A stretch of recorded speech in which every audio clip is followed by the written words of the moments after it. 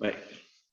Bonjour, on va donc commencer. Il y a déjà 105 personnes qui sont enregistrées sur le site. Donc, je m'appelle Emmanuel Kidé, je suis le président de la CCI France-Russie. À côté de moi est Arnaud Dubien, le directeur de l'Observatoire, et son adjoint Igor Delanoë. Alors, on vous remercie d'être en ligne aujourd'hui. On a reçu beaucoup de demandes d'explications sur ce qu'il se passait entre la Russie et l'Ukraine. En fait, la communauté d'affaires française ou la communauté française en général est quand même très inquiète par tout ce qu'elle entend, en France, tout ce qu'elle entend bien évidemment provenant aussi des États-Unis, sachant qu'on s'aperçoit qu'on n'a pas tout à fait la même inquiétude en Russie même. Les propos sont un petit peu différents, mais surtout en Ukraine, où on s'est inquiété auprès de nos homologues de la Chambre de commerce franco-ukrainienne de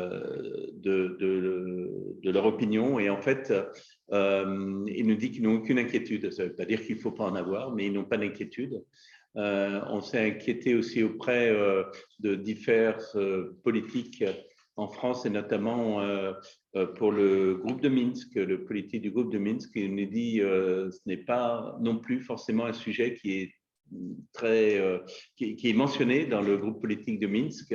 Donc, entre ceux qui sont très inquiets, ceux qui ne le sont moins, quelle est la situation? C'est la raison pour laquelle Arnaud est là. Avant de lui passer la parole, je voudrais juste vous dire qu'avec Rémi Paul, le vice-président de la Chambre, David Laspark, le secrétaire, et Pavel Chinsky, le directeur général, nous revenons de Paris, où pendant 3 jours, nous sommes allés un peu partout, notamment au Quai d'Orsay, à Bercy et au Sénat et d'autres lieux, pour rencontrer les gens, leur faire part de nos analyses et les écouter. C'était assez intéressant de voir que les points de vue étaient très divergents entre les uns et les autres. Certains avaient très peur, d'autres n'avaient absolument pas peur de la situation actuelle. Alors, quelle est la réalité? Ça, je n'en sais rien pour l'instant. Mais on est revenu plutôt rassuré, néanmoins, de notre séjour à Paris. Mais ayant dit tout cela, je vais passer la parole à Arnaud Dubien, qui va nous donner son analyse, ou en tout cas une brève analyse dans un premier temps. Vous pouvez poser toutes les questions que vous voulez, et merci de le faire par écrit, ça sera beaucoup plus simple. Et vous avez le chat, je suis devant et je poserai toutes les questions que vous souhaitez, pour lesquelles vous souhaitez une réponse. Merci beaucoup.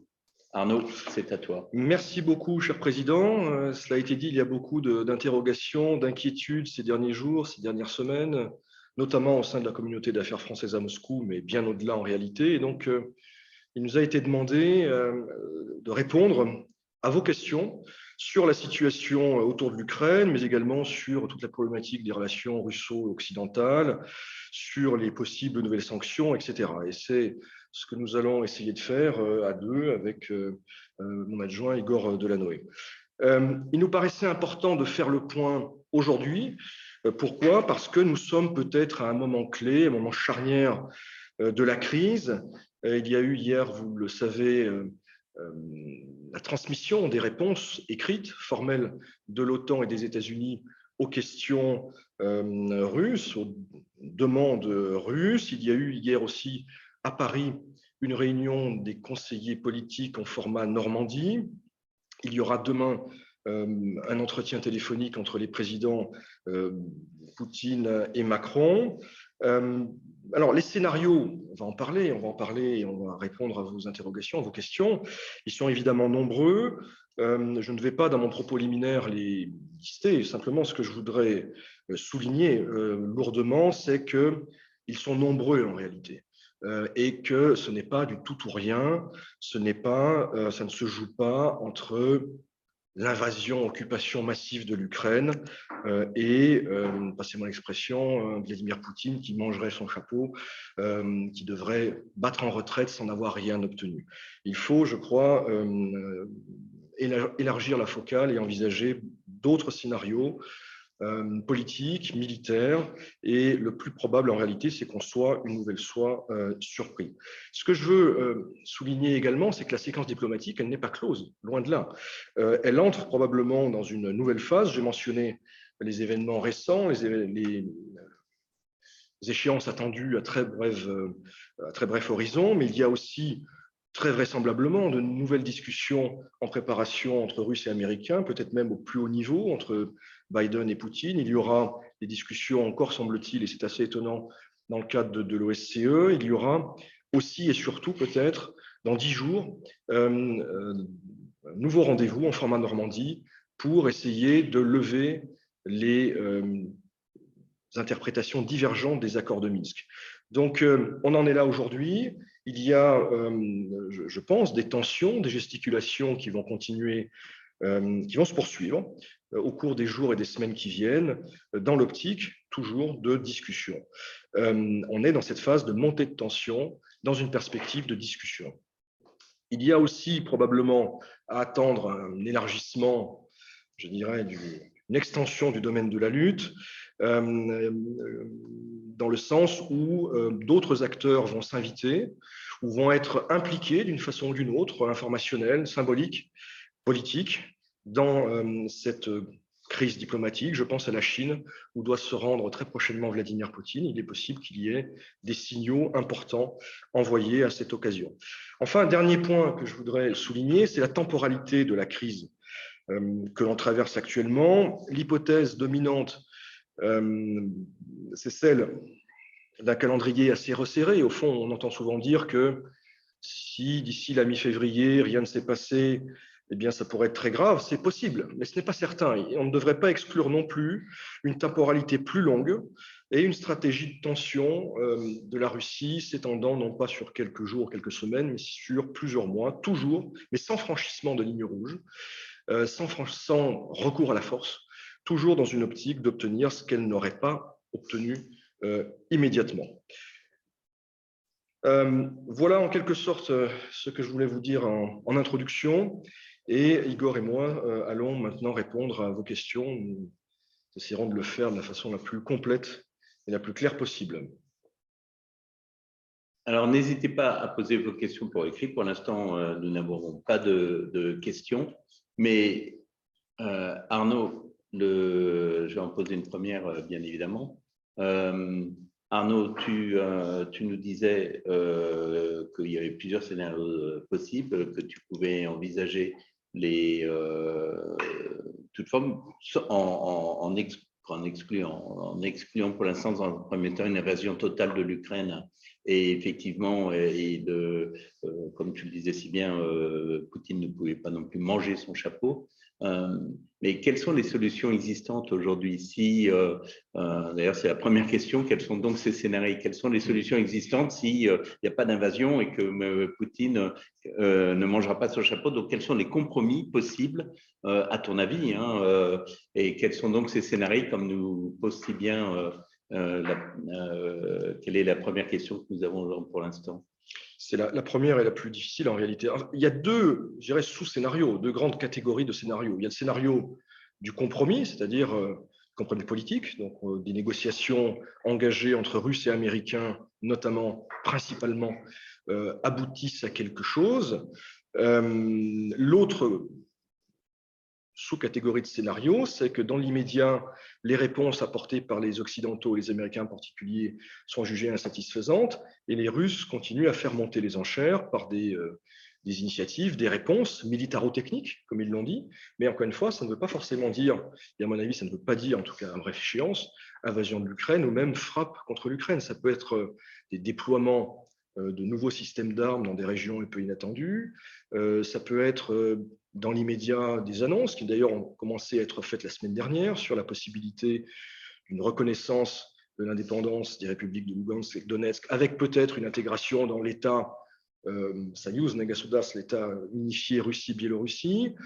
Tout ça, ce sont des ballons d'essai, c'est aussi destiné à nous faire réagir. L'hypothèse, encore une fois, la plus probable à court et moyen terme, c'est monter de la rhétorique, de nouveaux arguments, de nouveaux moyens de pression politico-militaires mis sur la table. Je pense, par exemple, dans un autre registre, que l'on pourrait assister à la signature d'un grand contrat énergétique entre la Russie et la Chine début février, ce qui, évidemment, sera intégrée dans les perceptions, dans le discours, même si leur mise en œuvre peut être très longue en réalité. Ça viendra peut-être alimenter les craintes d'un rapprochement plus ambitieux encore entre la Russie et la Chine, à Washington notamment. Donc, on en est là aujourd'hui. Les contours du compromis, me semble-t-il, pourraient se dessiner de la façon suivante. Je pense qu'une partie des propositions occidentales et américaines en particulier sur le contrôle des armements, revenir finalement à ce qui existait jusqu'à ce que Trump décide de sortir du traité sur les missiles à portée intermédiaire en Europe, par exemple. Un compromis, un accord sur les activités militaires en Europe orientale, de la Baltique à la mer Noire. Tout ça, c'est bon à prendre, finalement, pour tout le monde, en réalité. Mais, et les Russes l'ont dit, c'est insuffisant. Je ne crois pas que les choses puissent évoluer, je crois que personne n'y a jamais cru, sur les garanties formelles de non-extension de l'OTAN à l'Est. Par contre, si ce chapitre-là de contrôle des armements, de modération des activités militaires, s'ajoute à un progrès réel, tangible, aisément vérifiable et rapide, immédiat en réalité, dans la mise en application des accords de Minsk, alors peut-être qu'on peut entrer dans une nouvelle phase qui pourrait aboutir à une désescalade. Même si, encore une fois, il ne faut pas s'attendre à ce que ça se produise comme ça du jour au lendemain, à mon avis.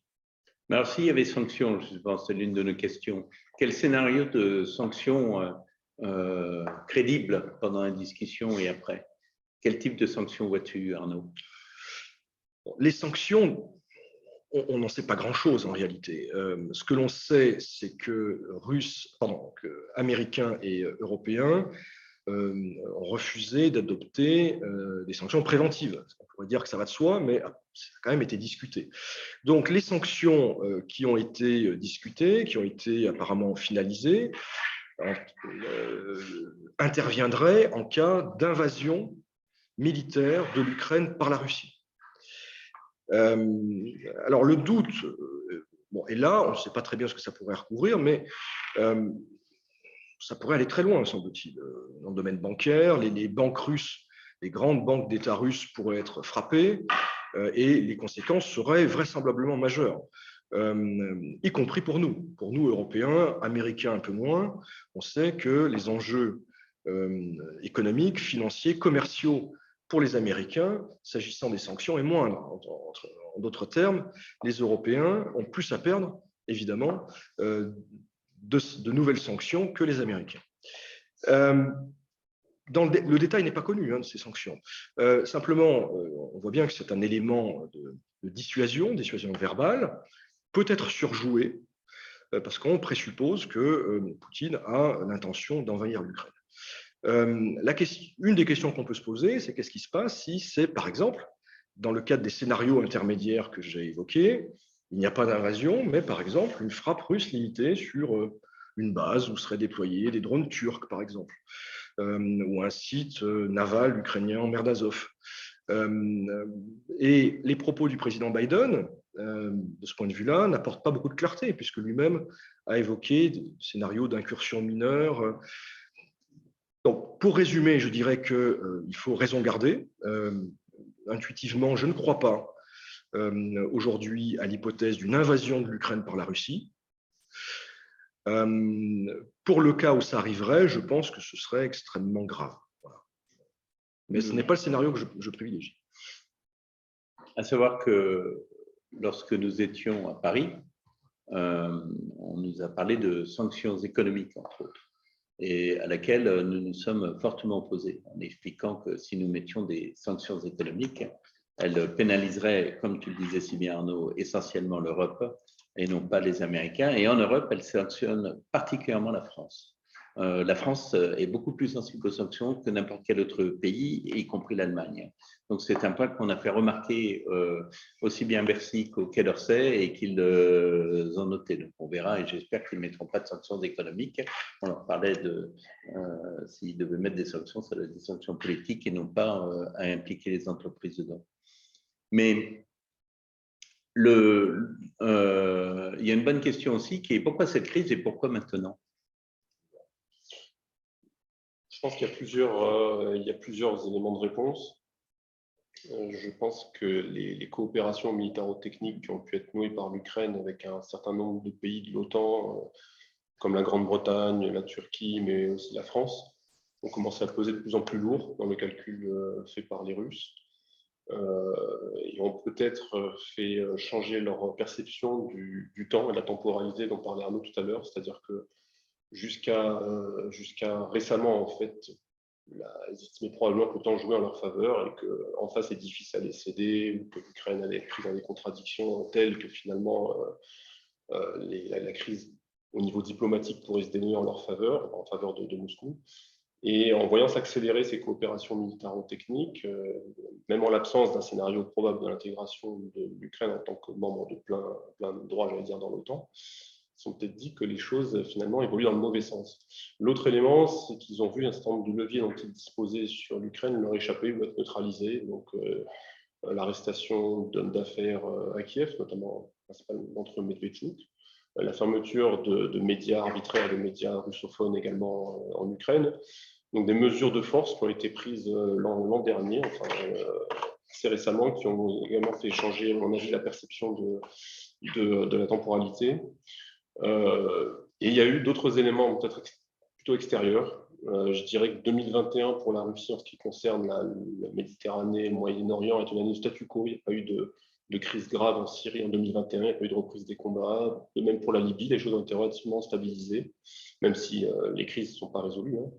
Plus récemment, il y a eu évidemment les conditions du retrait américain d'Afghanistan, qui a pu conforter, en tout cas, les décideurs russes un peu plus confiants dans une posture de rigidité, une posture très dure à l'égard de la communauté euro-atlantique, puisqu'ils ont vu que les Américains ne se sont pas coordonnés ni avec les Français, ni avec leurs alliés pour organiser ce retrait.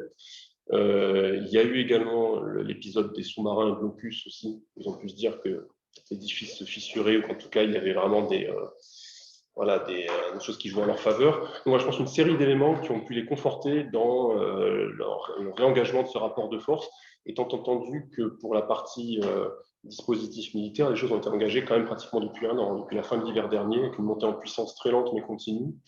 Et les derniers événements que j'ai évoqués, qui sont intervenus à la fin de l'été et à l'automne, étaient de nature, à mon avis, à conforter ce calcul du rapport de force, d'engager le rapport de force dans cette direction qu'on connaît.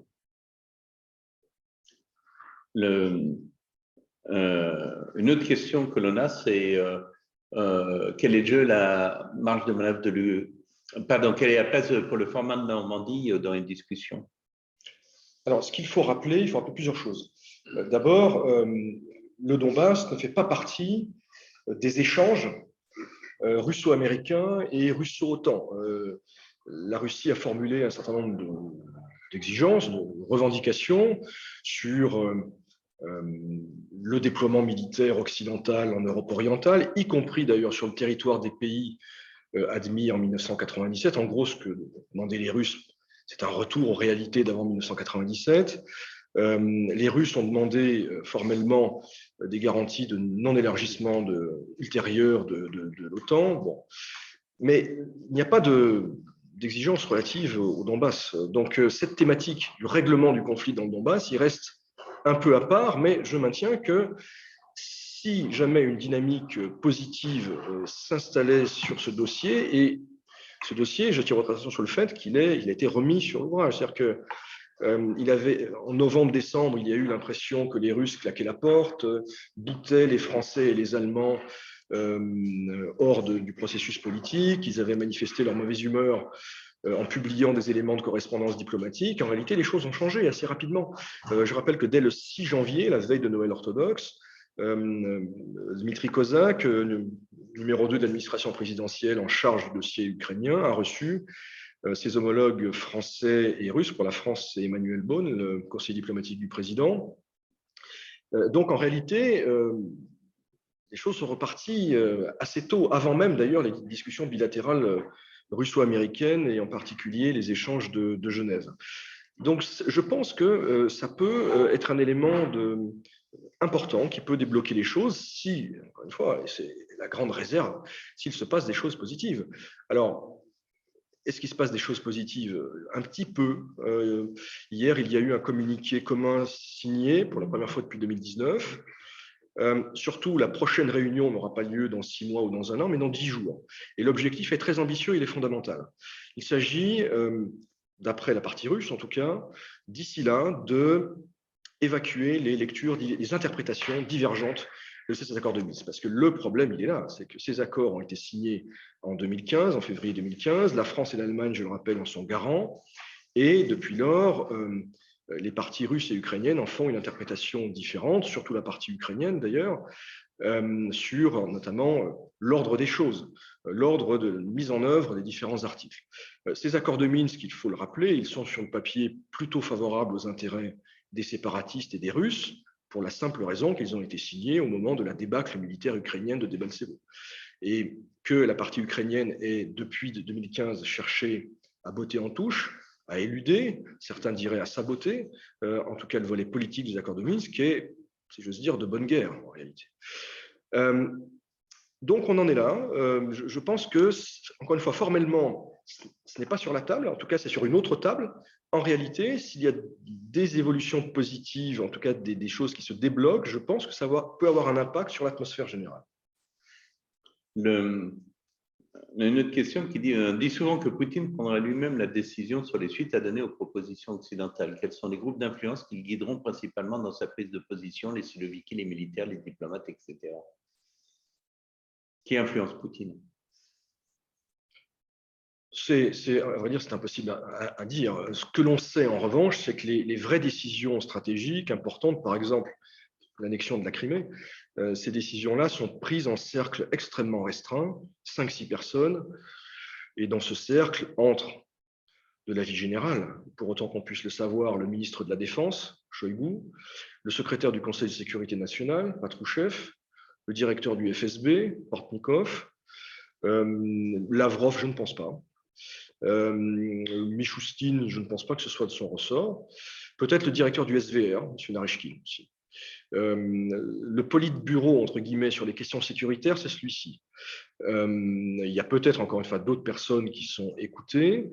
Il y a d'autres politbureaux, entre guillemets, sur les questions économiques, sociales ou régionales. Il me semble que les personnes que va écouter Poutine sur ces sujets-là, voilà, c'est ce cercle-là. Mais je pense aussi qu'in fine, c'est Poutine qui décidera. Et Poutine, on peut objecter que c'est très ancien, c'est très loin, c'était une autre époque, c'est vrai. Et Poutine a pu aller contre l'avis de son establishment politico-sécuritaire, notamment en 2001, après le 11 septembre. Donc, c'est une décision qui sera prise en tout petit comité, et c'est Poutine, in fine, évidemment, qui décidera. Est-ce que la livraison d'armes de la Russie aux Ukrainiens pro-russes serait vue comme une agression russe contre l'Ukraine?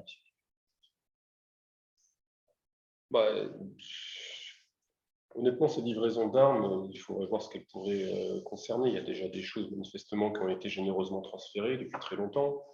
Je pense que des armes qui seraient de nature à renverser drastiquement le rapport de force militaire sur le long de la ligne de contact, je doute qu'ils soient livrés sans les opérateurs russes ou les volontaires russes qui iraient avec. Donc, ce sera des livraisons probablement qui seront sur lesquelles on communiquera, on montrera. Il y a quand même des choses qui sont, voilà, qu'on saura.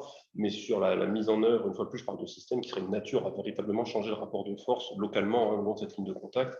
Je ne les vois pas être transférés, j'allais dire, tout simplement aux séparatistes.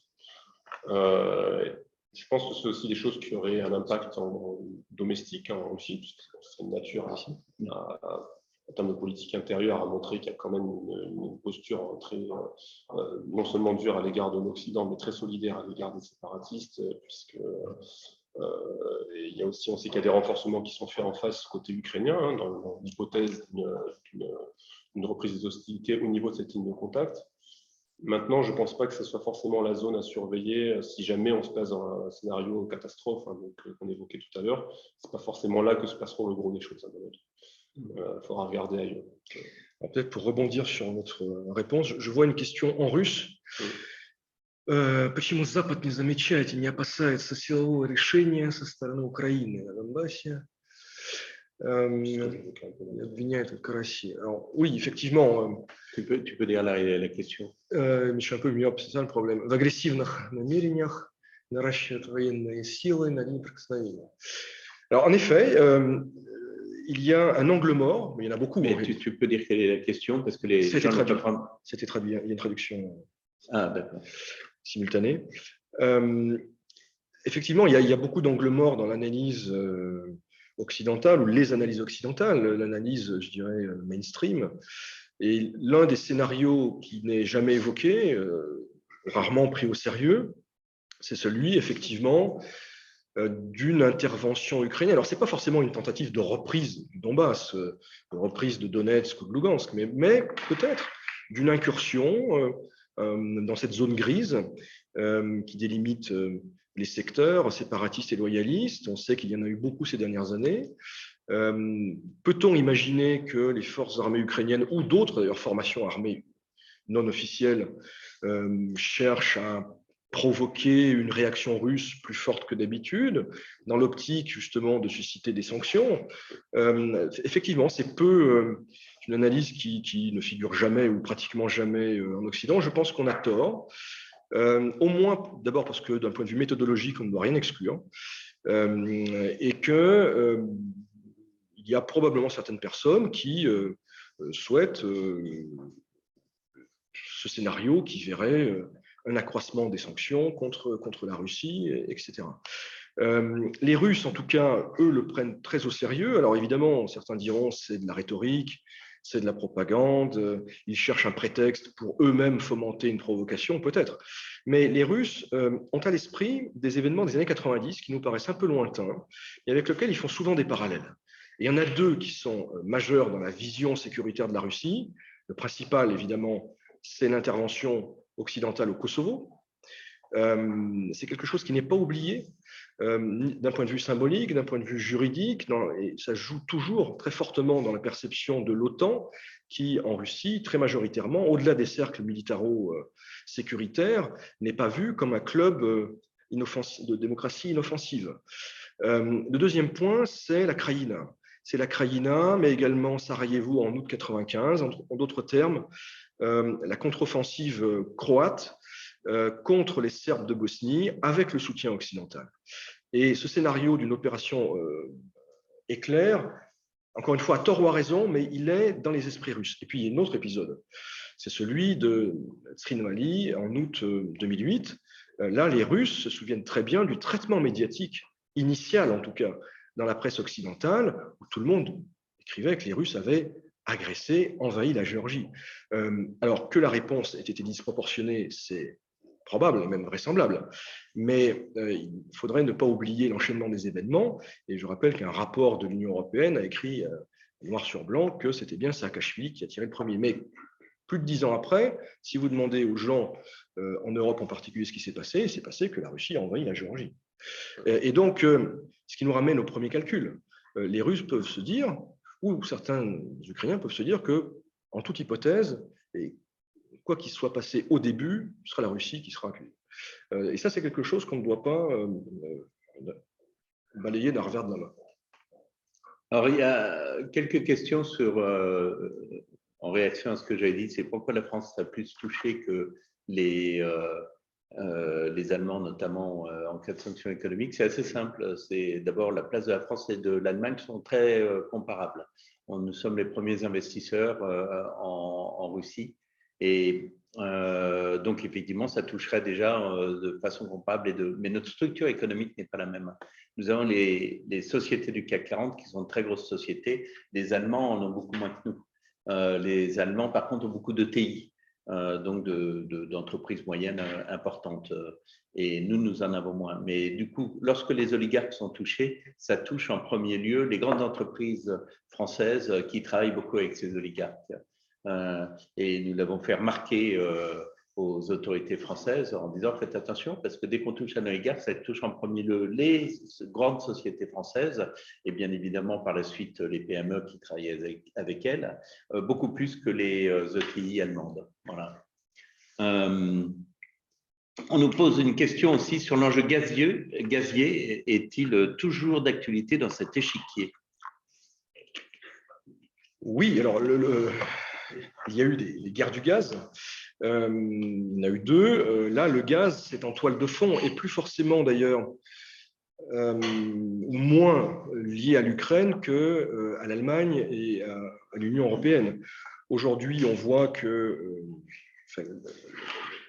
l'un des leviers activés par les Occidentaux, par les Américains en particulier, c'est le Nord Stream 2. En d'autres termes, les Américains exercent des pressions pour que la certification soit ralentie et pour que, dans le cadre d'éventuelles sanctions, donc à des sanctions qui pourraient survenir si jamais la Russie envahissait l'Ukraine, eh bien, il n'y ait pas de clause d'exception contre le Nord Stream 2 ou contre le secteur énergétique, à tel point que les Américains ont commencé à sonder le terrain au Qatar ou ailleurs pour envisager des scénarios d'approvisionnement gazier alternatif.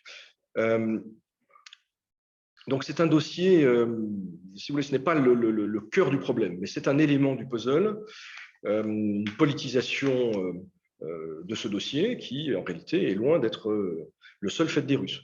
Il y a une politisation du dossier gazier, du dossier Nord Stream 2, par les Américains et par les personnes qui, en Allemagne ou ailleurs, ou à la Commission européenne, sont sur cette position-là.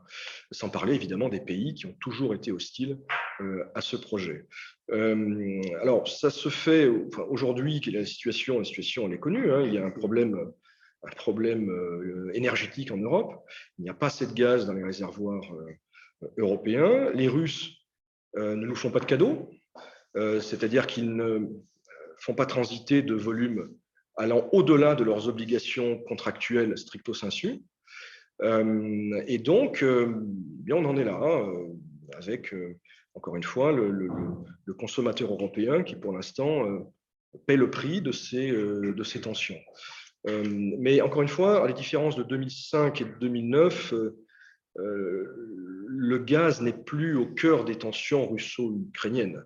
C'est un élément, et un élément, je dirais, sortant, parce que cette affaire est pratiquement réglée, le Nord Stream 2, sauf catastrophe, encore une fois, qu'on doit envisager d'un point de vue scientifique, mais qui ne me paraît pas le plus probable, eh bien, entrera en service, et l'Ukraine devrait continuer à recevoir des volumes de transit au cours des années qui viennent, dans une logique résiduelle en réalité.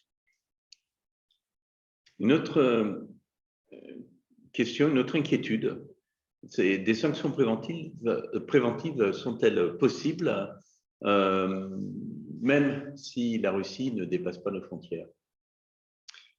Non, je crois avoir répondu tout à l'heure. Alors, les Ukrainiens m'ont demandé, d'autres pays, je crois les Polonais, mais je ne suis pas sûr, l'ont mis aussi sur la table. En tout cas, les Ukrainiens, c'est certain.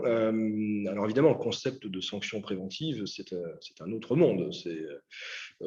C'est un peu Minority Report.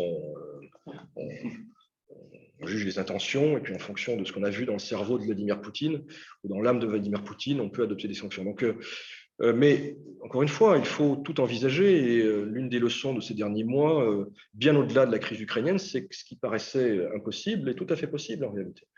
Donc, j'ai envie d'en rire, mais en fait, ce n'est pas très drôle. Ceci dit, encore une fois, ça a été répété par le secrétaire d'État Blinken et je crois aussi par M. Borrell, mais j'en suis moins sûr, ce n'est pas à l'ordre du jour. Il y aura sanctions s'il y a intervention militaire russe. Après, là, on se pose la question, c'est est-ce que c'est tout ou rien? Est-ce que, par exemple, s'il n'y a pas d'invasion, s'il y a une frappe russe, ou est-ce qu'il y a des livraisons d'armes, ou est-ce qu'il y a une reconnaissance de l'indépendance de Lugansk et Donetsk, qu'est-ce qui se passe? Et là, je crois que personne ne le sait en réalité. À quel moment on déclenche les sanctions et quelles sanctions? Il me semble que la logique occidentale est une logique de dissuasion. Il s'agit d'en parler beaucoup, de dire que ce sera terrible, en espérant que ça n'arrive pas, même si certains, à mon avis, souhaitent que ça se produise quand même. Si on veut savoir ce qui se passe dans la tête de Vladimir Poutine, je crois qu'il y a un livre qui s'appelle Dans la tête de Vladimir Poutine. Oui. Mais question intéressante aussi, quel est l'intérêt fondamental pour la Russie d'attaquer l'Ukraine? Moi, c'est vrai que ça peut paraître un peu contre-intuitif de se dire finalement, il y a une situation qui est gelée sur le terrain, qui est certes pas favorable, mais il n'y a pas de guerre, il n'y a pas de conflit à plus grande échelle, et pourquoi envenimer potentiellement la situation? Et ça, je reviens à ce que je disais un peu tout à l'heure. Je pense que l'évaluation qui est faite à Moscou de la tendance, de l'évolution du rapport de force sur le terrain, à mon avis, cette évaluation a changé ces derniers mois pour des facteurs qu'on ne comprend pas forcément, qu'on ne connaît pas forcément, ou qu'on connaîtra peut-être bientôt. Mais ce qui est certain, c'est que je pense que une fois de plus, ces coopérations militaro-techniques qui ont été nouées ont vraiment pesé dans la balance. Je pense que la Russie ne veut pas d'un porte-avions otanien à ses portes, à 400-500 km de Moscou. Ils ne veulent pas l'édification d'une forme de Taïwan, hein, finalement un abcès géopolitique qui restera là pendant des décennies et qui va complètement entraver la Russie dans sa relation avec la communauté euro-atlantique et même au-delà de la communauté euro-atlantique. Or, probablement, le calcul qui est fait ici, c'est que ce qui est en train de se passer petit à petit, très lentement, notamment à travers ces coopérations militaro-techniques, mais pas seulement. Et par conséquent, les choses ne peuvent pas continuer comme ça. Et probablement, la seule façon, malheureusement, de changer le cours des choses, c'est de montrer les muscles et de faire et de brandir la menace d'une intervention, d'un recours à la force contre l'Ukraine. Donc, une fois de plus, il faut aussi garder en tête que la façon d'évaluer, en tout cas de comprendre les choses ici, n'est pas forcément celle que nous aurions vu de Paris ou de Berlin ou ailleurs. Il y a une tendance à dire les choses un peu différemment. Ici, à Moscou, qui est peut-être un peu aussi sous-estimé côté occidental. Mais je pense que vraiment l'évolution de cette Foucault vers quelque chose de défavorable est vraiment la réponse à ce stade de cette crise.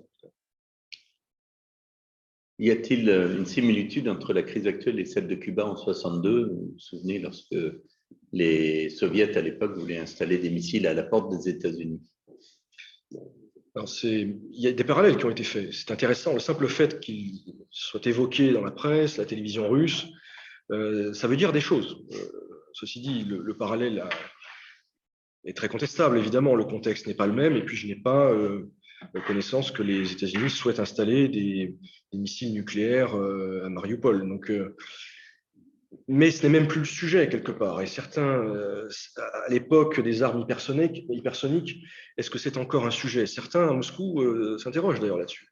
Est-ce que certains disent, ils sont minoritaires, mais que même une entrée de l'Ukraine dans l'OTAN et même le déploiement de missiles à Kharkov pourrait être contrebalancé par le déploiement de missiles hypersoniques russes qui pourraient frapper en moins de temps encore les États-Unis, le cas échéant. Bon, évidemment, c'est des scénarios qui ne sont pas souhaitables.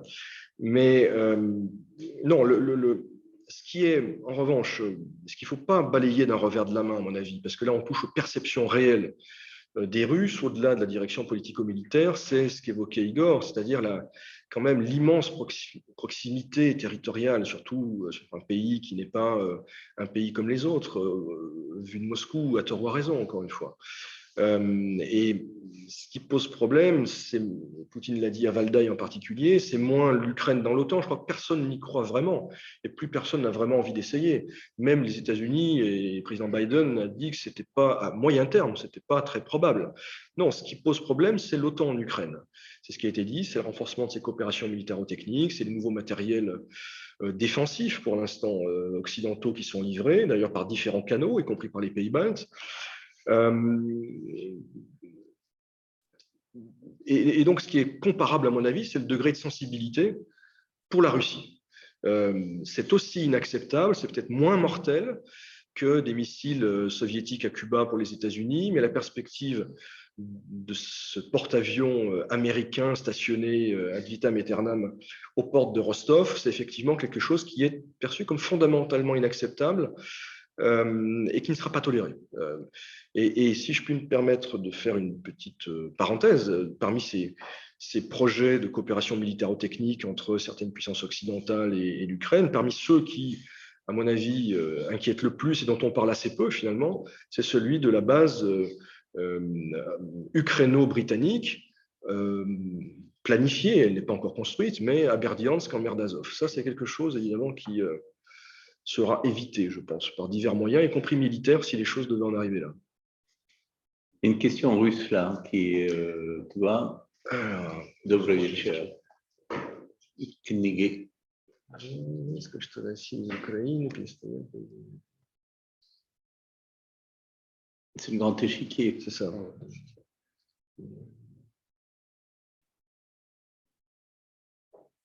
Может, зачитайте по-русски.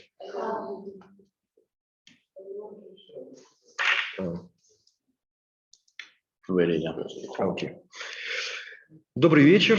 Зачитываю вопрос, который поступил. В книге Збигнева Бжезинского «Великая шахматная доска» написано, что Россия без Украины перестает быть Евразийской империей. Согласны ли вы с данным утверждением, что Россия не может быть в Европе без Украины, также входящей в состав Европы, в то время как Украина может быть в Европе без России, входящей в sostaf Европы?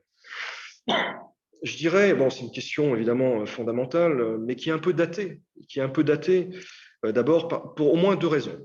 D'abord parce que la Russie, aujourd'hui en tout cas, et à mon avis pour quelque temps encore, ne se voit plus en Europe. Donc ce débat n'a plus lieu en Russie. La Russie se voit comme un pôle de puissance indépendant qui cherche sa voie entre un monde euro-atlantique qui de nouveau est perçu comme menaçant, surtout politiquement d'ailleurs, que militairement, et une Chine qui officiellement n'est pas alliée mais est très proche, mais a des ambitions que la Russie ne peut ignorer, même si tout se passe plutôt bien en réalité pour l'instant, à la surface en tout cas. Donc, le sujet, la Russie en Europe, n'est plus d'actualité. Malheureusement, enfin, en tout cas, ça, c'est le cri du cœur. Mais la Russie, ses élites actuelles, et je le crains même dans la jeune génération, se voient de moins en moins en Europe. Ça, c'est une donnée majeure. Et puis, l'autre donnée, c'est l'Europe. Qu'est-ce que l'Europe? Qu'est-ce que ce sera dans 15 ans? Je n'ai pas l'impression d'un enthousiasme débordant pour de futurs élargissements de l'Union européenne. Donc, est-ce que le projet ukrainien qui est inscrit dans la Constitution, c'est-à-dire que c'est des choses dont on ne peut même plus débattre en Ukraine, de l'entrée dans l'Union européenne, dans l'OTAN, est-ce que c'est d'actualité? Je pense que c'est les moins que jamais. Donc, le paradigme, donc, le théorème de Brzezinski, il est un peu daté, à mon avis. On a une question liée à ça alors d'une jeune femme russe qui nous demande notre avis sur la sécurité européenne et est-ce que la France peut proposer à la Russie de participer à la création d'une armée européenne et pourrait-on imaginer d'organiser des opérations russo-françaises de maintien de la paix dans le futur? Déjà, l'armée européenne, je crois qu'il n'y a pas grand monde y compris en Europe, qui croit vraiment. Enfin, c'est un sujet, c'est un serpent de mer en réalité. Hein. Donc, on parle de quelque chose qui n'existe pas encore. Il y a des projets, enfin des choses très très embryonnaires, mais donc il faudrait que les Russes croient à quelque chose dans lequel les Européens ont du mal à croire eux-mêmes. Ça me paraît assez prosaïque. Donc ça, non, on devrait dire non. Mais sur la question de sécurité, par contre, on voit bien que l'interlocuteur privilégié des Russes, c'est malheureusement pas les Européens, ce sont les Américains. Et pourtant, les Russes ont essayé de stimuler ce dialogue sur la sécurité en Europe et dans la zone euro-atlantique avec les Européens, sans succès. On se souvient de l'initiative du président Macron à Brégançon de discuter directement d'architecture de sécurité en Europe. Là aussi, ça n'a pas vraiment malheureusement fonctionné, en tout cas pas autant qu'on aurait pu l'espérer. Et donc, voilà, j'allais dire de demi-échec ou d'échec en échec, finalement, l'interlocuteur naturel qui reste, eh bien, ce sont les Américains. Il y a aussi un constat qui est dressé, hein, c'est-à-dire que finalement, les Européens, tôt ou tard, s'aligneront sur ce que feront ou diront les Américains en matière de sécurité. Et là, ils ont des exemples par le passé qui ont été assez lapidaires. Donc, quand vous regardez ce qui s'est passé avec l'Iran et le retour des sanctions américaines sur l'Iran, quand Trump s'est retiré de l'accord sur le nucléaire iranien, les Européens ont crié au scandale, ont gesticulé, ont dit que ça ne serait pas fait, etc. Le résultat, on le connaît. Les entreprises européennes ont plié bagage, en tout cas celles qui souhaitaient revenir et consentir des investissements colossaux dans l'économie iranienne, sont partis du jour au lendemain et au final, les Européens se sont rangés derrière la décision américaine. Donc, une fois de plus, les actes parlent plus que les paroles, peut-être, et à mon avis, c'est aujourd'hui ça qui est regardé. Ce n'est pas tellement les discours qui est prodigué, mais ce sont concrètement les actes et ce qui est fait par les Européens. Et pour terminer sur ce point-là, je pense que les Russes font le constat, à ce que je viens de dire, c'est qu'il n'y a pas d'autonomie stratégique européenne. Et donc, comment parler de stratégie et de sécurité avec un acteur qui, au plan stratégique, n'est pas autonome et complètement tributaire, aussi bien technologiquement que malheureusement aussi politiquement, des décisions qui sont prises non pas en Europe, mais en Amérique du Nord. Donc, autant parler directement avec l'Amérique du Nord. si je puis me permettre d'ajouter, la France, malheureusement, ne fait plus vraiment exception dans cette perception. Il y a, à tort ou à raison, la perception d'une position française en voie de banalisation sur les questions de sécurité, malgré parfois quelques surgissements, comme en 2019, l'initiative du président Macron, mais qui m'a été dit n'a pas pu, pour différentes raisons, et pour des raisons parfois aussi liées au comportement russe, aller très loin. Et justement, est-ce que les acteurs chinois et turcs peuvent jouer un rôle? Un rôle où? Pardon? En Ukraine? Oui, en Ukraine, oui, j'ai cru comprendre que les Chinois soutenaient les Russes pour l'instant dans leur position. Oui, alors. Mais est-ce qu'ils peuvent être plus actifs et c'est en cas de sanctions éventuellement soutenir les Russes comme la Turquie? Alors, les Chinois ont fait une déclaration aujourd'hui, quand même très intéressante et assez inhabituelle, donc ça attire l'attention. Le ministre chinois des Affaires étrangères a déclaré dans un entretien avec son homologue américain, Blinken, que les États-Unis devraient prendre en considération les demandes raisonnables de la Russie en matière de sécurité. C'est inhabituel parce que généralement, passez-moi l'expression, c'est un petit peu chacun pour soi. Et généralement, on peut penser que les Chinois ne sont pas trop fâchés de voir les Russes coincés dans leurs relations avec les Occidentaux. Et inversement, évidemment, on est dans le domaine du non-dit absolu, mais on comprend les choses. Donc là, il y a une déclaration, ce n'est pas anodin, c'était à la veille, je l'ai dit, de la visite de Poutine à Pékin. Est-ce que les Chinois iraient plus loin? C'est très douteux en réalité. Les Chinois ont leurs propres problèmes, cela a été dit, il y a Taïwan. Et la Chine ne peut pas, à mon avis, c'est tant est qu'elle le souhaite, mais se substituer ni aux investissements occidentaux, ni au marché européen, dans tous les domaines. Donc, je doute que ça aille beaucoup plus loin, mais cette prise de position, elle est quand même intéressante. S'agissant des Turcs, là, c'est un peu différent. D'abord parce que les Turcs font partie de l'OTAN, parce qu'il y a une relation bilatérale, et Igor pourrait en dire beaucoup plus et beaucoup mieux que moi là-dessus, russo-turque qui est à la fois complexe et vivace, ambitieuse, y compris dans le domaine de sécurité. Et puis il y a aussi cette vente de drones de fabrication turque à l'Ukraine, qui peuvent être potentiellement utilisés contre les séparatistes du Donbass. Et les Russes ont évidemment en mémoire ce qui s'est passé au Karabakh à l'automne 2020. Ils sont convaincus de l'efficacité de ces systèmes. Donc Erdogan a appelé à la modération, il s'est proposé comme médiateur, mais je note que la Russie a très rapidement déclaré et l'a renvoyé dans les cordes. C'était assez peu diplomatique de la part du porte-parole du président russe. Donc je doute que la Turquie puisse jouer un rôle significatif dans cette histoire. Une question un peu provocatrice. Dans ce contexte, en quoi l'Europe doit se préoccuper du conflit entre Russie et États-Unis? Une stratégie consistant à ignorer et revendiquer neutralité est-elle imaginable? Non, c'est absolument inimaginable pour une raison très simple. D'abord, c'est que c'est chez nous, en tout cas à nos portes, et que nous sommes membres de l'OTAN. Donc, imaginer qu'il puisse y avoir un conflit, y compris que des choses très graves, entre Russes et États-Unis sans que ça nous concerne, ça relève de la totale illusion. Il y a une question aussi, guerre ou non, l'image de la Russie à l'international est encore assombrie. En Europe, l'image du pays est très mauvaise et ça la nuit aux affaires, notamment. Moscou en a-t-il conscience? Que fait la Russie contre cela?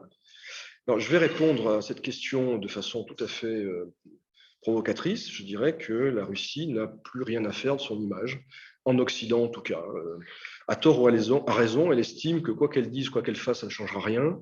Je pense aussi que cet argument autorise bien des dérives en Russie et dans son comportement interne et externe, mais en tout cas, ça n'entre plus en ligne de compte.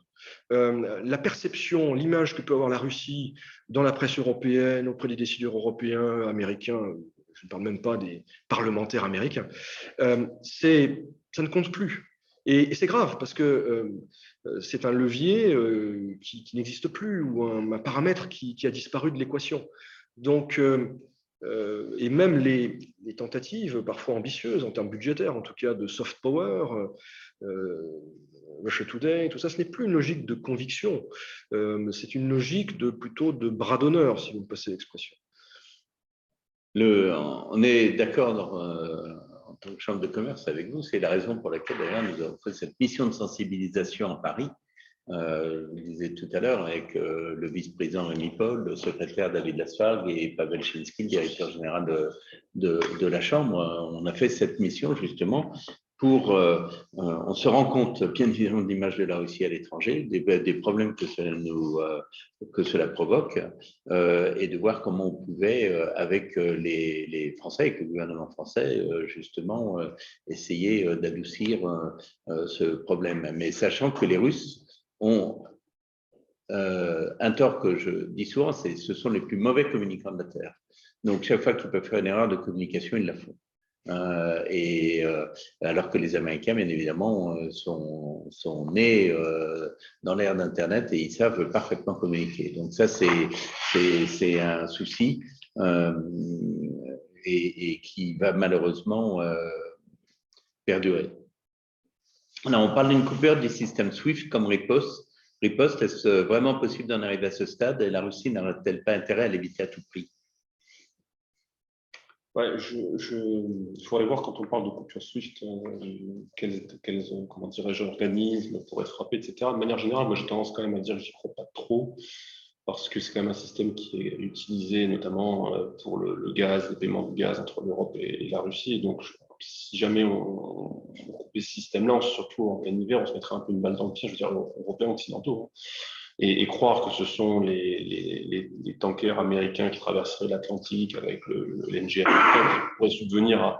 Ça ne marche pas comme ça. En réalité, c'est un peu compliqué. Les Américains même sont allés voir les Qataris pour demander est-ce que vous pourriez, le cas échéant, augmenter les rotations de vos navires de gaz pour fournir les Européens si les Russes, bref, on coupe les augmentations de gaz. Mais tout ça, c'est beaucoup plus compliqué. Ce n'est pas des choses qui peuvent se réagencer comme ça en quelques jours, quelques semaines. Donc, en fait, moi, j'y crois pas trop. Cela dit, les Russes, une fois de plus, envisagent toujours tous les scénarios, y compris le scénario du pire. Ils ont pris leur disposition depuis des années pour, le cas échéant, être en mesure de subvenir ou de pallier à ce type de rétorsion, hein, puisqu'ils ont mis en place un équivalent de SWIFT russe, en tout cas pour des virements interbancaires et qui pourraient, le cas échéant, se substituer pour ce type de mouvement d'argent. Et au cas où il y a une déconnexion, c'était aussi évoqué pendant un moment des réseaux Visa et Mastercard, les Russes ont aussi mis en place un système MIR afin d'être relativement autonome. Je dis relativement parce qu'il n'y a évidemment pas tous les Russes qui utilisent ce système MIR. Beaucoup de monde utilise Visa et Mastercard. Que le MIR est globalement utilisé qu'en Russie, à quelques exceptions près. Mais cela dit, ça permettrait quand même d'avoir un système bancaire, une économie réelle qui encaisserait le choc, puisque c'est la question, c'est d'abord d'encaisser le choc et ensuite de se réadapter. Et jusqu'à présent, depuis 2014, la Russie a encaissé plusieurs chocs de sanctions. Elle estime qu'elle a encaissé plutôt pas trop mal et qu'ensuite le système s'est réadapté aux nouvelles réalités en tenant compte de ces sanctions. À côté de ça, ça fait des semaines, pour pas dire des mois, voire plus, que les Russes amassent des réserves d'or, des réserves de change, pour pouvoir, une fois de plus, tenir le coup face à un nouveau choc géopolitique, quel qu'il soit, y compris si jamais on parle d'une crise à ses portes en Ukraine ou de nouvelles sanctions. À savoir qu'ils ont aussi développé un SWIFT avec les Chinois, donc qui pourraient mettre en place, qui prendrait du temps, hein, ça ne serait pas sans dommage, mais ils ont des possibilités. Et avec les Turcs aussi, ils ont des accords. Avec les Turcs aussi, ils ont des accords pour pouvoir continuer à payer c'est possible, ouais. hors du dollar, parce qu'évidemment, pour ne pas être frappé par des sanctions, pour des transactions entre les deux pays. J'ai été les Turcs trop tôt. Il y a une question en russe, mais là, on la passe sur mon écran devant moi, mais elle est au fond. Il faut enlever le… On ne peut pas la lire, là, si vous faites ça. Il faut enlever… Ne surlignez pas, on ne peut pas la lire. Voilà. Est-ce que tu peux la lire Pour moi, отметим, что имидж России не изменить. Однако имидж государства сегодня – это не только СМИ. Есть много других каналов коммуникации, например, соцсети. Почему можно не применить стратегию мягкой силы для улучшения имиджа? Encore une fois, théoriquement, tout est possible, mais pour répondre en russe, такая задача не стоит, мне кажется. Donc, la machine d'État russe, la direction politique russe, investit son temps et ses ressources à autre chose qu'améliorer son image en Occident. Elle l'a fait il n'y a pas si longtemps. Il y a une dizaine d'années, souvenez-vous, à l'époque des G8, à Saint-Pétersbourg notamment, jusqu'à la présidence Medvedev, il y avait des investissements, y compris financiers, très forts auprès d'agences de communication occidentales. Tout ça n'est absolument plus d'actualité. Oui, il peut, encore une fois, je pense, alors il y a plusieurs débats. Est-ce que l'image correspond à la réalité? Est-ce que les perceptions aussi négatives sont justifiées ou pas? Est-ce qu'on ne se concentre pas trop sur Poutine et est-ce qu'on ne voit pas l'autre Russie, la Russie dans son ensemble? Certainement. Mais puisque vous parlez de politique publique, même par des réseaux sociaux, ça suppose qu'il y ait une volonté de la direction politique russe, et je pense que ce n'est pas d'actualité. Je pense que la direction politique russe, à tort ou à raison, considère qu'il ne se passera rien, que c'est impossible, que de toute façon, quoi que fasse la Russie, elle sera désignée comme l'ennemi numéro 1 ou numéro 2. Je pense que c'est un tort en réalité. Je pense que, encore une fois, les choses pourraient se passer autrement. Mais aujourd'hui, je ne vois aucune volonté de la direction russe d'améliorer son image en Occident parce qu'elle considère que c'est inutile et impossible. Alors, vous posez une question sur militaire. Y a-t-il un échéancier militaire, test d'armes nouvelle génération, etc., en parallèle à la crise actuelle? Oui, alors il y a déjà des choses qui ont été annoncées. Il y a des exercices navals très importants qui vont être réalisés dans les tout prochains jours. Ça fait déjà plusieurs jours que des bateaux russes sillonnent la Manche, les côtes de l'Irlande, que certains stationnent au large du détroit de Gibraltar, au-delà des rotations habituelles, j'allais dire. On voit qu'il y a quand même une activité un petit peu au-delà de la normale, peut-être. Et il y a des manœuvres navales assez importantes qui ont été annoncées en Méditerranée dans les tout prochains jours, en fin janvier, début février, pour lesquels la Russie va dépêcher des bateaux qui sont issus à peu près de toutes les formations navales, flotte du Pacifique, flotte de la mer Noire évidemment, mais de toute façon ils sont toujours là-bas en permanence, la Baltique, le Nord, donc une sorte de regroupement de task force qui va être constitué en Méditerranée pour y réaliser des exercices. Toujours dans cette logique de muscler la posture de négociation et de continuer à mettre la pression, de ne pas lâcher alors qu'on est effectivement à un moment un peu critique, où les choses sont en train de se dérouler, donc de maintenir la pression. À côté de ça, sur toute l'automne, j'allais dire fin d'été et l'automne, la Russie a réalisé plus que d'habitude des tests d'armes hypersoniques, et notamment de missiles de croisière Tsirkon en mer de Barents, à partir de plateformes sous-marines et de plateformes de surface.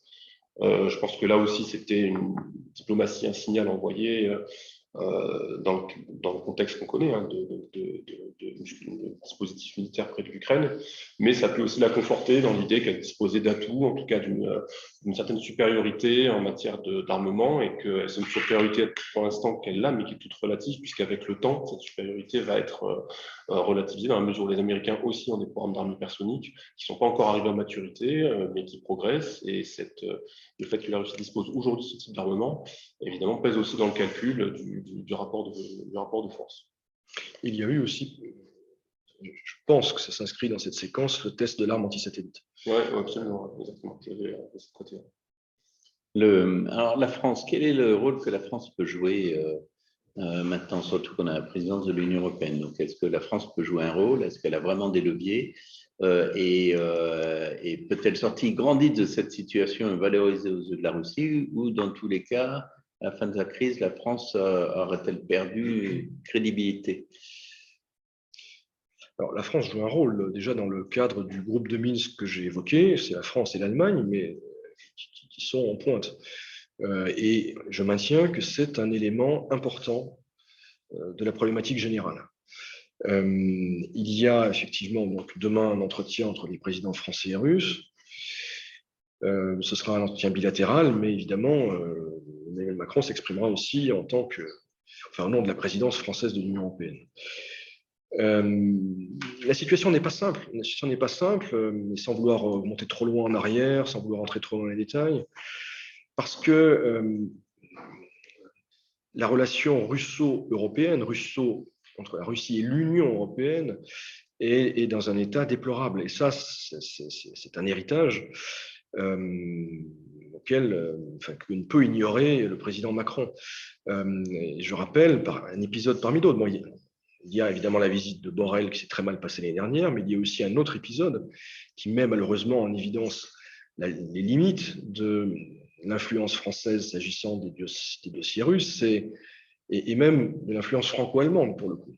C'est le refus qui, de façon tout à fait inattendue et inédite, a été opposé à Paris et à Berlin en juin dernier, lors du Conseil européen, lorsque Emmanuel Macron et à l'époque la chancelière allemande ont mis sur la table la nécessité de reprendre le dialogue à plus haut niveau avec la Russie, alors même que les États-Unis étaient en train de le faire à Genève. Et ça a été bloqué. Donc la question qu'on devrait se poser, évidemment, c'est une question fondamentale, c'est une question un peu taboue, et surtout, je pense, dans l'esprit du président Macron, qui est un Européen convaincu, c'est est-ce qu'on peut en réalité agir, trouver un consensus entre Européens pour déployer une politique à l'égard de la Russie. C'est une question qu'on devrait avoir l'honnêteté de se poser au-delà de l'élaboration de sanctions qui, me semble-t-il, sont le plus petit dénominateur commun. Mais, encore une fois, je conçois que pour certains pays, la politique européenne devrait en rester là, ne devrait pas aller au-delà de l'élaboration de sanctions et de l'alignement sur l'OTAN s'agissant des questions de sécurité. Je pense que tôt ou tard, on devra se poser la question, ce sera assez déchirant, ce ne sera pas simple, de est-ce qu'on ne doit pas envisager, si tant est qu'on souhaite avoir une politique russe, peut-être de renationaliser en partie, en tout cas, la politique à l'égard de la Russie. Il y a une question en russe là que tu peux lire, Arnaud. Вы сказали, что Российская Федерация не славится удачной коммуникацией. Значит ли это, что политика МИД России неэффективна и требует пересмотра? США в своей внешней политике в последнее время не отличаются последовательностью и соблюдением общепринятых принципов дипломатии. Как, по-вашему, выглядит эффективная дипломатия? Il y a au moins trois questions, quatre questions dans la phrase.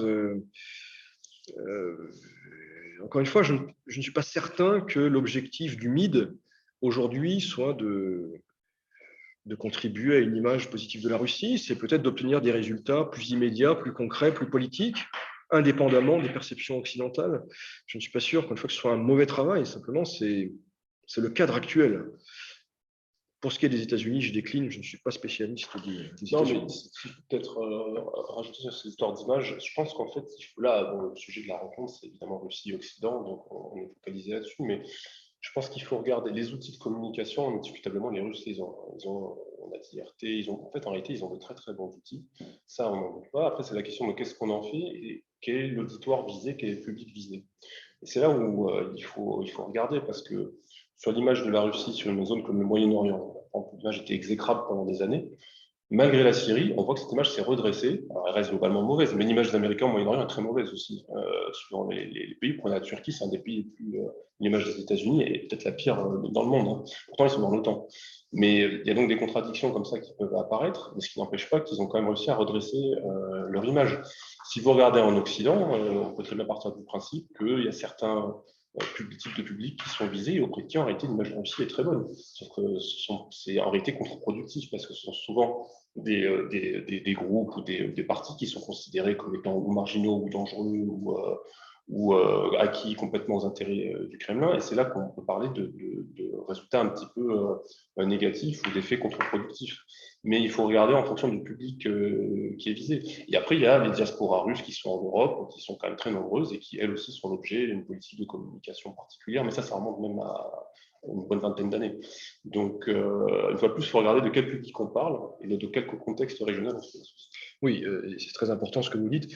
Et ça révèle en fait un sous-entendu qui est faux. C'est que la seule image qui compte n'est pas celle des Russes en Occident. Les Russes le disent souvent. On a mauvaise presse chez nous en Occident, mais partout ailleurs, c'est pas si mauvais, que ce soit en Asie, en Afrique, en Amérique latine. Donc j'apporte cette réserve à mon propos. Les deux dernières questions. Il faut parler plus fort, on ne t'entend pas, Pavel. Oui, Pavel Chinsky relève que Lavrov a annoncé la création d'un département en charge du soft power au MID. C'est tout à fait vrai, c'est récent. Ça s'ajoute d'ailleurs à l'agence Россотрудничество. Et on ne comprend pas très bien d'ailleurs comment les choses vont s'articuler. Mais je ne suis pas certain que là aussi que les choses aillent très loin en réalité. En tout cas, que même à supposer qu'il y ait une volonté, une nouvelle de soft power, que ça se passe là. Alors, les deux dernières questions, et je suis désolé, mais vous ne pouvez plus en poser, mais alors peut-on imaginer une opération simultanée de la Russie en Ukraine et de la Chine à Taïwan? On en avait parlé juste avant. Mais ça, c'est un scénario qui est évoqué depuis un petit moment. En tout cas, moi, ce que je constate, c'est qu'à Taïwan, on croit à l'attaque chinoise, hein, on s'y prépare depuis des décennies, alors que, comme ça a été dit au début de l'entretien, à Kiev, on est beaucoup plus réservé sur l'imminence d'une invasion russe. Donc, il y a une perception qui est quand même assez différente entre les deux. C'est en tout cas un scénario qui manifestement est pris suffisamment au sérieux par les Américains, parce que je constate qu'actuellement, il y a deux groupes aéronavals américains qui croisent en Extrême-Orient, donc en mer de Chine du Sud pour l'un et je crois en mer du Japon pour l'autre, ce qui est assez rare, c'est pas arrivé depuis des années. Donc il y a manifestement quelque chose qui est pris au sérieux sur ce flanc-là. En Méditerranée, il y a un porte-avions américain actuellement aussi, hein, ce qui est pas anodin. Donc je pense qu'effectivement, les Américains se préparent potentiellement là aussi à toute éventualité. On rajoute dans le scénario l'histoire que les Jeux Olympiques qui vont commencer, qu'évidemment la période serait propice à des coups de force, etc. Bon, ça c'est un peu tiré par les cheveux, mais cela dit, oui, on peut pas écarter. Mais par contre, je ne pense pas qu'il y aura de coordination. Il ne faut pas aller trop loin. Il y aura de l'opportunisme, mais je ne pense pas qu'il y ait de coordination. Ce serait une armée commune russo-chinoise dans les deux pays? Non, bon, d'accord. Une dernière question, je vais résumer les deux dernières. On nous parle de quel est le scénario de désescalade le plus plausible, sachant qu'effectivement, on nous fait remarquer que les autorités russes sont intervenues, apparemment à la demande des États-Unis, pour fermer des groupes de hackers russes. Est-ce que cela fait partie d'une négociation plus globale? Y a-t-il d'autres éléments de négociation entre Américains et Russes en dehors de l'Ukraine, l'Afghanistan par exemple? Donc, avec le scénario de désescalade, que, Arnaud, en conclusion, imagines-tu? Là aussi, il y a plusieurs questions. Est-ce qu'il y a d'autres sujets? Oui, d'abord, le signal n'est pas anodin. C'est un signal strictement bilatéral. Le FSB a démantelé un groupe de hackers à la demande des États-Unis. Cette demande n'était pas récente, mais elle a été mise en œuvre, comme par hasard, si j'ose dire, au bon moment, c'est-à-dire au moment où s'ouvrait une séquence diplomatique majeure entre… Je pense que c'est du très classique, c'est-à-dire que les Russes, d'un côté, montrent qu'ils peuvent jouer un rôle positif, mais ils peuvent aussi jouer un rôle négatif. Et le message, c'est en fonction de votre flexibilité, de votre comportement, vous, occidentaux, on peut être l'un ou l'autre. Donc là, il y a eu un signal fort. Il y en a peut-être d'autres que l'on ne voit pas, c'est possible, mais on sait que le cyber était un sujet de discussion majeur dès Genève et même avant Genève. C'est aussi d'ailleurs le cas en bilatéral entre la France et la Russie. Donc ce n'est pas un petit geste. Et le fait, alors évidemment, le fait qu'il ait été mis en œuvre comme ça de façon un peu théâtrale, ça accrédite plutôt l'hypothèse que tout ça est très contrôlé potentiellement par le Kremlin. Alors, quel est le scénario des escalades? Je l'ai évoqué un petit peu tout à l'heure. Évidemment, et ça a été dit, maintenant écrit, la revendication formelle de non-élargissement de l'OTAN a été rejetée et les Russes rappellent que c'est central. Et ça a été redit aujourd'hui. Donc ça, ce n'est pas autour de ça que se fera le compromis. Le compromis peut se faire, je l'ai dit tout à l'heure, autour des thématiques de contrôle des armements, des activités militaires en Europe de l'Est, sur la base de réciprocité, bien sûr, et en plus, autour d'un déblocage réel des accords de Minsk, qui, je l'ai rappelé, sont sur le papier en tout cas plutôt favorables aux intérêts russes et dans la région. Pour l'instant, on n'en est pas là. Alors, le volet, je l'ai dit, arms control paraît à portée de main parce que ça n'est pas grand-chose, c'est pas très compliqué. Le Donbass, ça l'est plus et ça implique un jeu qu'on n'a jamais véritablement fait, nous occidentaux, c'est-à-dire de forcer un peu la main aux Ukrainiens. On verra. Donc, il peut y avoir aussi d'autres éléments inattendus, mais je pense que ça peut ouvrir la voie, en principe, à une logique plus positive. Arnaud, Igor, on vous remercie. La situation est inquiétante, on ne peut pas dire le moins.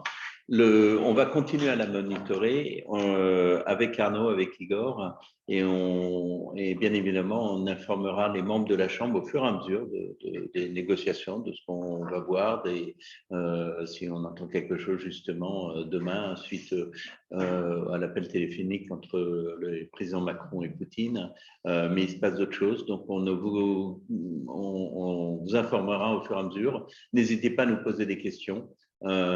On reste, disons, raisonnablement optimiste sur le fait qu'il n'y ait pas de guerre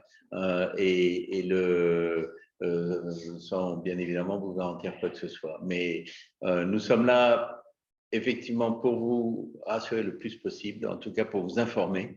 Donc merci pour votre écoute et j'espère de toute façon à très très bientôt. Merci, au revoir.